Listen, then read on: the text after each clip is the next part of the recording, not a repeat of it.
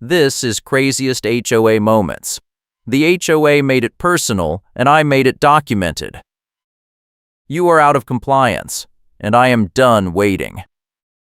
Jennifer Roberts stood at the end of my driveway with her phone aimed at the sidewalk like she was filming evidence for a war crimes tribunal. The ice patch she kept pointing at was maybe 3 feet long, already half covered by the snow that had started falling again an hour ago. She wanted me to salt it and shovel it immediately, or she was charging me for hazard cleanup. The charge would be $250, she said, and it would go on my account today unless I fixed it right now. I live in Montreal, in a development called Polar Brook Ridge. The Polar Brook Ridge Association has a rule for everything, and every rule requires a form, and every form requires another form. I work as a court interpreter, so I know how hearings actually go.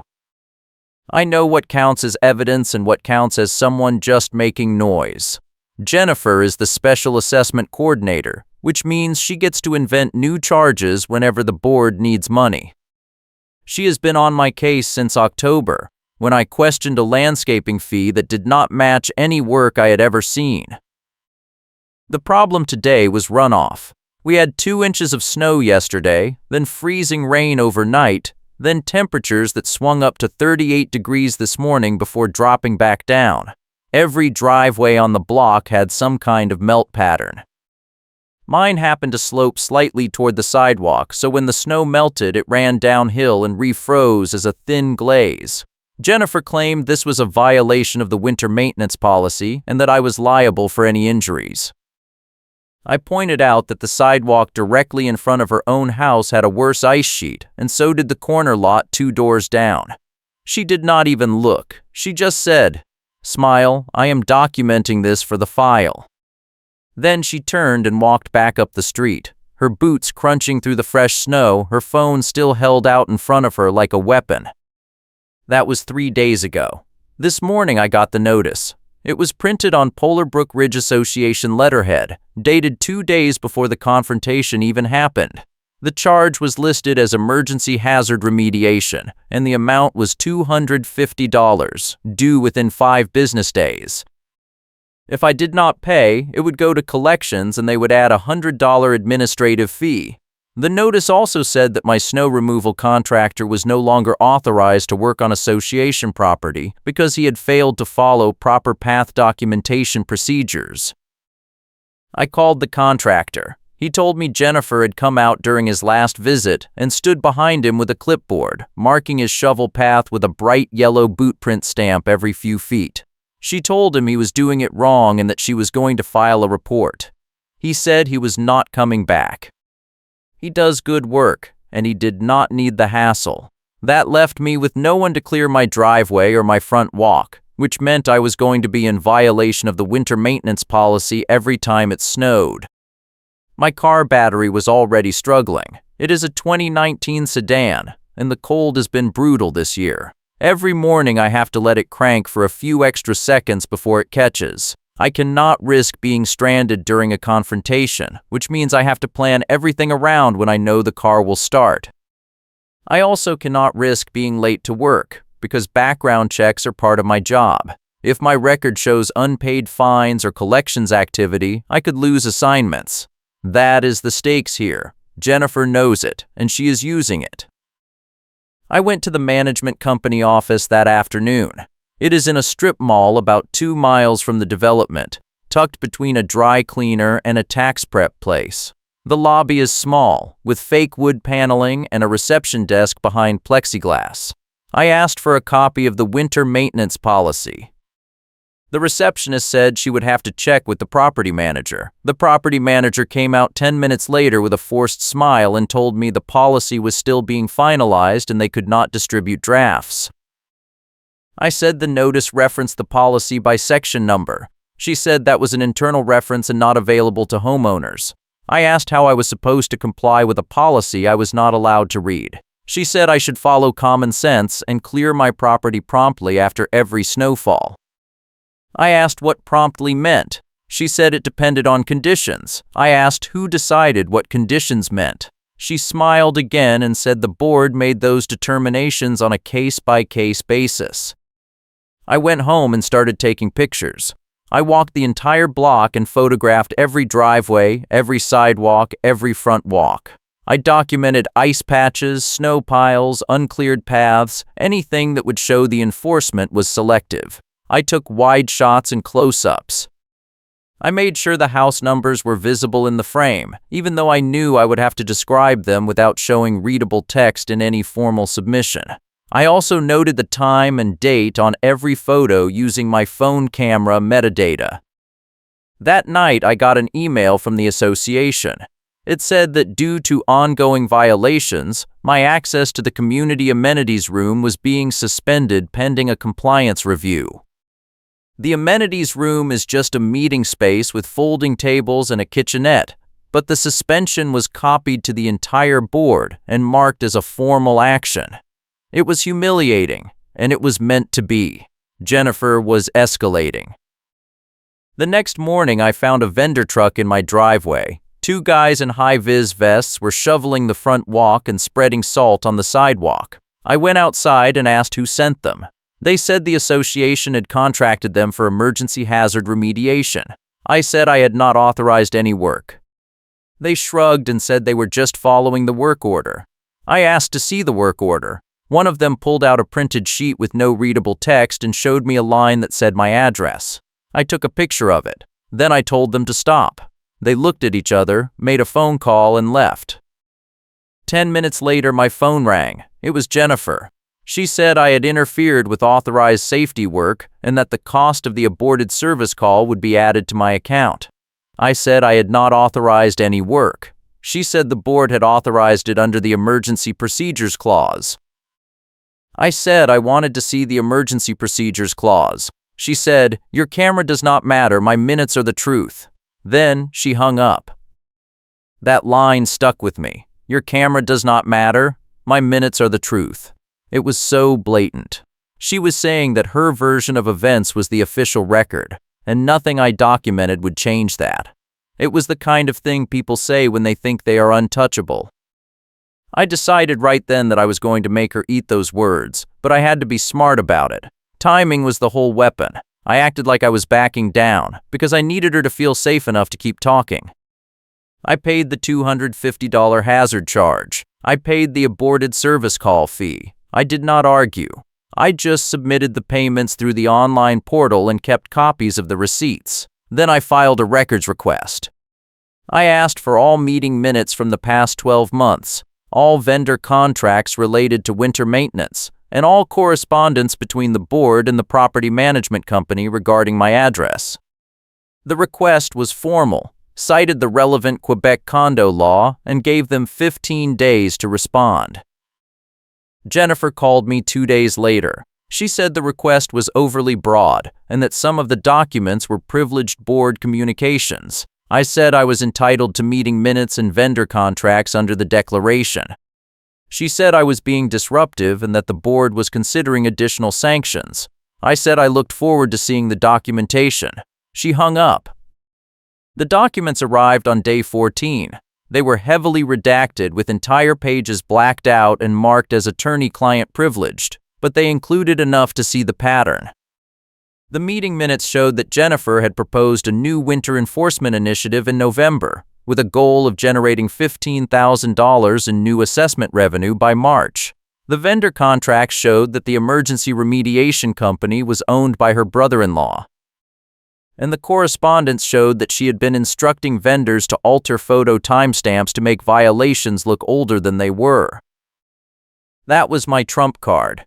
I had a screenshot of an email where Jennifer told the remediation company to backdate a site visit report by 3 days so it would look like I had been in violation longer. The email was in the correspondence file, and whoever did the redaction had missed it because it was buried in a reply chain. It was clear, it was specific, and it was exactly the kind of thing that would blow up a board meeting.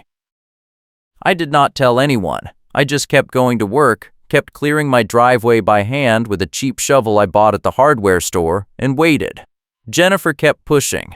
She sent another notice saying my snow pile was too close to the curb and that I needed to move it or face another fine. The pile was exactly where it had been all winter. and it was no closer to the curb than anyone else's. I took pictures, noted the date, and paid the fine. I was stacking evidence. Then, the blizzard hit. It started on a Thursday night and dumped 8 inches by Friday morning, with wind gusts that created drifts up to 2 feet in some spots. I cleared my driveway at 6 in the morning, before work. By the time I got home at 4, the drifting snow had recovered the path I had cleared. I cleared it again. At 6, Jennifer showed up. She said I was in violation for not maintaining a clear path during active snowfall. I said the snow was still falling. She said that was not an excuse. I said I had cleared it twice already today. She said the policy required continuous compliance. I said the policy did not exist. She said, "Smile, I am documenting this for the file." Then she pulled a bright yellow sticker out of her pocket and slapped it on my windshield. It said vehicle tow authorization with a blank space for a reason. She wrote obstruction of snow removal access in the blank space, even though my car was in my own driveway and not blocking anything. I asked what she was doing. She said my car was parked in a manner that interfered with emergency snow removal operations, and under the winter procedures, she was authorized to have it towed if I did not move it immediately. I said I was not moving it. She said that was my choice, and she would call the tow company. Then she held up her phone and took a video of me standing next to the car, my breath fogging the camera lens, while she narrated that I was refusing to comply with a direct safety order. I pulled out my own phone and started filming her. She immediately stepped back and said I was harassing her. I said I was documenting the interaction, just like she was. She said she was acting in her official capacity and I was being threatening. I said I was standing in my own driveway. She said she was going to call the police. I said that was fine and I would show them the sticker and the video of her putting it on my windshield. She did not call the police, she just got in her car and left. The tow truck never came. But the next morning I got an email from the property manager saying that the board had scheduled an emergency compliance hearing for the following Tuesday at the management company office. The email said I was required to attend and that failure to appear would result in automatic sanctions. It also said I could bring one support person but no legal representation, because this was an informal administrative proceeding. I called an attorney anyway. Her name was Rachel Dunn and she specialized in condo law. I told her the whole story. She listened, asked a few questions, and then said the hearing structure was likely unenforceable but that I should go anyway and document everything. She said if they tried to impose sanctions, I could challenge them in small claims court and probably win. She also said the email about falsifying timestamps was gold, and I should be ready to use it if they tried to railroad me. Tuesday came. I showed up at the management office at 6 in the evening. The lobby was empty except for the receptionist who told me to wait. At 6:15, the property manager came out and led me to a back conference room. Jennifer was already there, along with 2 other board members I recognized from neighborhood emails. One of them was the treasurer, a man in his 60s who always looked like he would rather be anywhere else. The other was the vice president, a woman in her 50s who nodded at me without smiling. The property manager sat at the head of the table and said this was an informal hearing to address ongoing compliance issues. She said I had accumulated multiple violations over the past 3 months, and the board needed to determine an appropriate resolution. Then she handed me a printed summary of charges. It was 3 pages long, with line items for every notice I had received, plus several I had never seen before. The total was over $2,000. I said half of these charges were new. The property manager said they had been assessed but not yet sent out due to processing delays. I said that was convenient. Jennifer leaned forward and said I had been given multiple opportunities to comply, and my continued refusal to follow the rules was disrupting the entire community. I said I had paid every fine and followed every instruction I had been given, and the only thing I refused to do was accept charges that had no basis in any written policy. The treasurer shifted in his seat. He looked uncomfortable. I decided to push. I said I had filed a records request and received documents that raised serious questions about how the winter enforcement program was being administered. Jennifer's face went tight. She said the records request was a separate matter and not relevant to this hearing. I said it was absolutely relevant, because the documents showed that the enforcement program was designed to generate revenue, not to address safety issues, and that at least one vendor had been instructed to falsify timestamps on site visit reports. If you are enjoying this story, hit that like button and subscribe for more HOA nightmares where the documentation comes back to haunt them. The room went silent. The vice president looked at Jennifer. The treasurer looked at the property manager. The property manager said that was a serious accusation and I needed to provide evidence. I said I had evidence, and I was prepared to share it if the board wanted to continue with this hearing. Jennifer said I was bluffing. I said I was not. I pulled out my phone and opened the email screenshot. I held it up so everyone could see. It showed Jennifer's name in the from field, the remediation company's email in the to field, and the message, "Please adjust the site visit report for 428 Brookstone to show initial contact on November 14 instead of November 17. We need the timeline to reflect earlier notice for the hearing. The date on the email was November 18th. Jennifer's face went white. The treasurer said, "What is that?" I said it was evidence of fraud. The vice president asked to see the phone. I handed it across the table. She read the email, handed the phone to the treasurer, and then looked at Jennifer and said, "Did you send this?" Jennifer said it was taken out of context. I said the context was that she had instructed a vendor to lie about when they had visited my property so she could claim I had been in violation for longer than I actually had been. The property manager said we should take a break. Jennifer said there was no need for a break, and she stood up and said I was trying to sabotage the board with selective leaks and misrepresentations. I said I was trying to defend myself against a shakedown.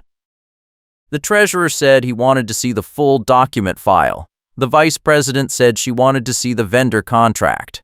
The property manager said they would need to consult with the association attorney before proceeding. Jennifer said that was ridiculous, and they should just impose the sanctions and move on. The vice president said they were not imposing anything until they understood what had happened. Then the door opened. A man in his 40s walked in. He was wearing a suit and carrying a briefcase. He said his name was Mark Leary, and he was with the management company's legal department. He said he had been reviewing the file in preparation for this hearing, and he had some concerns about the documentation. He looked at the property manager and said they needed to talk privately. They left the room. The rest of us sat in silence. Jennifer stared at the table. The treasurer checked his phone. The vice president looked at me and said, "Where did you get that email?" I said it was in the records response the association sent me. She said, "They sent you that." I said they did. She shook her head. 5 minutes later, the property manager came back in. She looked rattled. She said the hearing was being postponed indefinitely, and all pending charges against my account were being suspended pending a full audit of the winter enforcement program. Jennifer stood up and said that was unacceptable. The property manager said it was not her decision. Jennifer said she wanted to speak to the attorney. The property manager said he had already left. I asked what that meant. The property manager said the association's attorney had reviewed the email I had shown them, along with several other documents in the file, and he had advised the board that continuing with enforcement actions based on those documents would expose the association to liability. She said the attorney had withdrawn from representation effective immediately, and the board would need to retain new counsel before proceeding with any further actions. Jennifer grabbed her coat and walked out. The vice president stayed behind. She said she had not known about the email, and she was sorry this had gotten so out of hand. She said the board would be meeting an emergency session to review the entire enforcement program, and they would notify homeowners of any changes. I asked if my fines would be refunded. She said she could not make that promise, but she would recommend it. I went home and sent an email to Rachel Dunn with an update. She called me back an hour later and said the attorney withdrawal was a huge deal. She said it meant the lawyer had seen something that made him unwilling to defend the board's actions, and that usually only happened when there was clear evidence of fraud or bad faith. She said I should expect the association to settle quietly, and if they did not, I should be prepared to file a lawsuit. The next day, I got a call from someone I had not expected. His name was David Chen, and he used to work for the property management company that ran Polar Brook Ridge. He had left 6 months ago, and he had heard through a friend that I was in a fight with the board over winter enforcement. He said he wanted to talk. We met at a coffee shop near the development. He said he had quit because he could not deal with the way Jennifer ran things. He said she had been pushing aggressive enforcement tactics for over a year, with a focus on finding violations that could generate quick revenue. He said the management company had gone along with it because they got a cut of the fines. He also said he had seen her edit meeting minutes after the fact to make it look like the board had authorized actions that had never been discussed. I asked if he would be willing to provide a statement. He said he would, but he wanted to stay out of any lawsuit. I said that was fine. He wrote down everything he remembered about Jennifer's tactics, signed it, and dated it. Then he said, "Good luck. You are going to need it." The emergency board meeting happened the following week. I was not invited, but the vice president called me the day after and told me what had happened. She said the board had voted to suspend all winter enforcement actions pending a complete review of the program. She said they had also voted to refund all fines I had paid, totaling $675, and to remove all violation notices from my account. She said Jennifer had resigned as Special Assessment Coordinator, effective immediately. I asked if Jennifer was still on the board. The vice president said she was, but her role had been significantly reduced. I asked what that meant. She said it meant Jennifer would no longer have unilateral authority to assess fines or authorize vendor work. I asked if the board was going to investigate the timestamp issue. She said they were, and they had referred the matter to a forensic accountant to review all vendor contracts and billing records for the past 2 years. 2 weeks later, I got a check in the mail from the Polar Brook Ridge Association for $675, along with a letter saying my account was in good standing and all prior notices had been rescinded. The letter was signed by the vice president, not Jennifer. I deposited the check and filed the letter with the rest of my documentation. Then the real fallout started. The forensic accountant's report came back, and it was bad. It showed that Jennifer had been approving invoices for work that had never been done, and that the remediation company had been billing the association for emergency services that were either unnecessary or had been performed at Jennifer's own properties. The total amount of questionable charges was over $30,000. The board called another emergency meeting and voted to terminate the contract with the remediation company. They also voted to refer the matter to the police for investigation of possible fraud. Jennifer tried to fight it. She showed up at the next regular board meeting with a lawyer and demanded proof. The board handed out copies of the forensic report. She read it in silence, and then her face went red. She said the report was biased and incomplete. The treasurer said it was based on the association's own records. She said the records had been misinterpreted. The vice president said the accountant was a licensed professional and his findings were clear. Jennifer stood up, said she was not going to sit here and be accused, and walked out. She resigned from the board 3 days later. The HOA held a special election to fill her seat. The new board member was a retired teacher who had been vocal about transparency and accountability. One of his first motions was to require that all fines be supported by photographic evidence and that all evidence be made available to homeowners upon request. The motion passed unanimously. Another motion required that all vendor contracts be reviewed and approved by the full board, not just the coordinator. That passed too. The police investigation took 4 months. In the end, they charged Jennifer with fraud and breach of trust. The remediation company owner, her brother-in-law, was charged with fraud and conspiracy. Both cases were referred to the Crown prosecutor. I gave a statement and turned over all my documentation. The prosecutor said my records request and the email screenshot were critical pieces of evidence because they showed intent and a pattern of deception.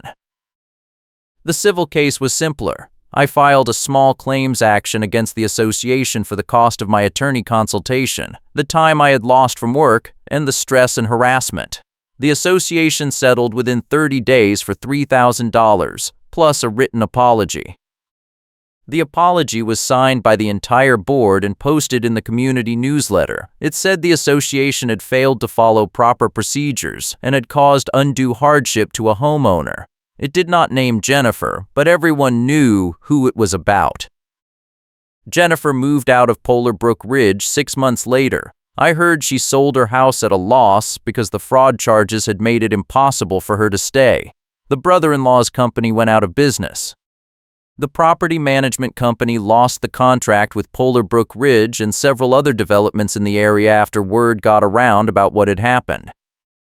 The new board implemented a policy requiring actual evidence before any fines could be issued. They also created an appeals process that included an independent third-party review. The winter enforcement program was completely overhauled, with clear guidelines about what constituted a violation and a requirement that all homeowners receive at least 48 hours notice before any remediation work was authorized. I kept my documentation. I kept the email screenshot, the photos of the ice patches, the vendor work orders, the falsified notices, David Chen's statement, and every receipt. I put it all in a binder and labeled it Polar Brook Ridge Association 2024-2025. I keep it in my filing cabinet, just in case.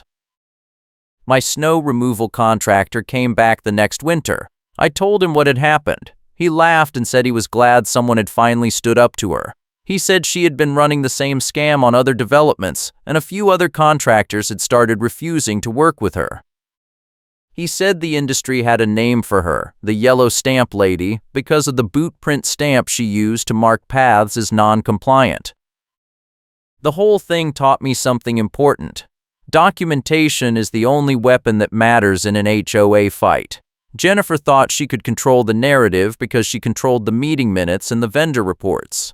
But she forgot that paper cuts both ways. Once I had proof that she was falsifying records, her entire operation collapsed. The board panicked because they realized they had been signing off on fraud without knowing it. The attorney walked out because he did not want his name on a case that was going to blow up in court. And the homeowners turned on her because nobody wants to live in a neighborhood where the leadership is corrupt. The funny part is that Jennifer brought it all on herself. If she had just followed the rules, none of this would have happened. But she got greedy. She saw winter enforcement as a revenue opportunity, and she pushed it too hard. She faked timestamps, she approved fake invoices, and she tried to intimidate me into paying fines I did not owe. And when I pushed back, she doubled down. She kept escalating, kept threatening, kept documenting everything in her own smug voice. And every time she did, she handed me more evidence. The moment that ended her was the moment she said, "Your camera does not matter, my minutes are the truth." Because that line became Exhibit A in every conversation I had with the board, the attorney, the accountant, and the prosecutor. It showed intent. It showed that she knew she was manipulating the record, and she did not care because she thought she was untouchable. But she was wrong. The camera did matter, the photos mattered, the email mattered, and when it all came out, her minutes turned into proof of her lies. I still see her sometimes, around town. She does not live in Polar Brook Ridge anymore, but Montreal is not that big. We have never spoken again. She looks older now, more tired. I do not feel bad for her. She made her choices, and she paid the price. The HOA voted to require actual evidence before fines, and Karen's credibility collapsed in front of witnesses. That is justice. I hope your notices stay non-existent.